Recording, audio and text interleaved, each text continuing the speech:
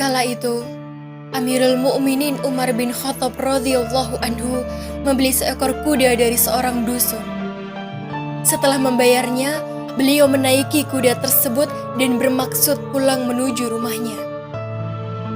Namun tak seberapa jauh dari tempat itu, tiba-tiba kuda tersebut menjadi cacat dan tak mampu melanjutkan perjalanan. Maka Umar membawanya kembali kepada si penjual, seraya berkata, "Aku kembalikan kudamu karena ternyata dia cacat." Penjual itu pun menjawab, "Tidak, wahai Amirul Mukminin, tadi aku menjualnya dalam keadaan baik." Umar pun berkata, "Kita cari seseorang yang akan memutuskan permasalahan ini." Penjual itu pun menyetujuinya. Ia berkata, "Aku ingin Suraih bin Al-Harith Al-Kindi menjadi hakim bagi kita berdua." Lalu Amirul Mukminin Umar bin Khattab bersama penjual kuda tersebut mendatangi Suraih. Umar mengadukan penjual itu kepadanya. Setelah mendengarkan juga keterangan dari orang dusun tersebut, Suraih menoleh kepada Umar bin Khattab sambil berkata, "Apakah Anda mengambil kuda darinya dalam keadaan baik?" Umar pun menjawab, "Benar."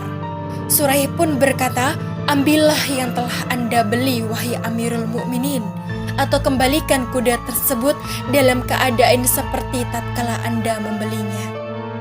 Umar memperhatikan Suraih dengan takjub, lalu berkata, "Hanya beginikah pengadilan ini? Kalimat yang singkat dan hukum yang adil.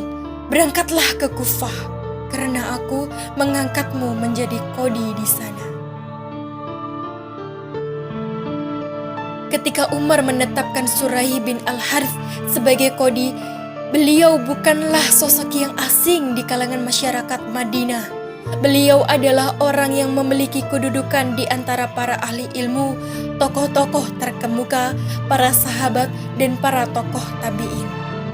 Beliau termasuk dalam bilangan ulama yang terhormat dan utama, diperhitungkan dalam tingkat kecerdasan, kebagusan perilaku, banyaknya pengalaman, dan kedalaman wawasannya. Beliau dilahirkan di Yaman, kota Al-Kindi, hidup lama dalam masa jahiliyah.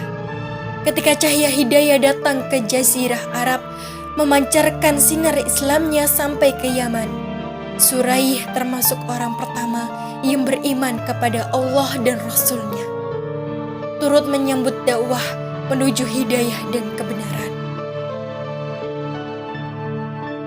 Siapapun yang mengetahui keutamaan dan keistimewaan pribadinya, berandai sekiranya Suraih lebih cepat sampai ke Madinah dan bertemu Rasulullah Shallallahu Alaihi Wasallam sebelum wafat, tentu beliau bisa menggali ilmu dari sumbernya secara langsung tanpa perantara. Beliau bisa mendapat bagian kehormatan sebagai sahabat setelah mendapatkan hidayah itu. Hanya saja apa yang telah ditakdirkan untuknya telah terjadi.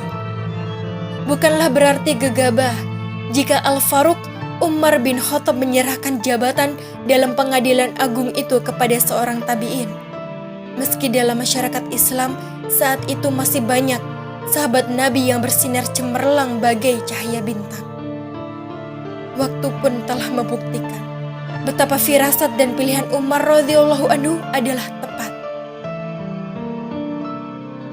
Terbukti, Suraih menjadi qadhi di pengadilan selama 60 tahun secara berturut-turut sejak masa Khalifah Umar bin Khattab, lalu Utsman bin Affan, lalu Ali bin Abi Thalib, Muawiyah, serta Khalifah setelah Muawiyah dari Bani Umayyah.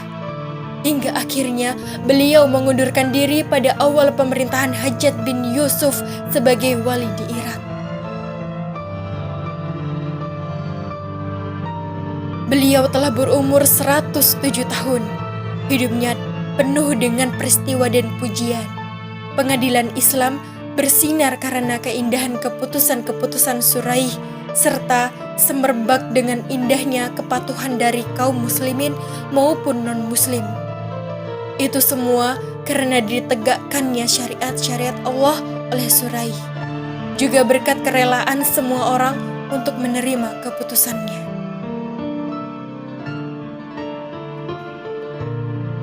Dan Demikianlah kisah dari tokoh tabi'in Syuraih Al-Kindi, hakim yang bijak. Semoga dengan adanya kisah ini dapat menjadikan kita jauh lebih baik dengan mengambil hikmah serta pelajaran dari kisah yang telah tersampaikan. Amin ya robbal alamin.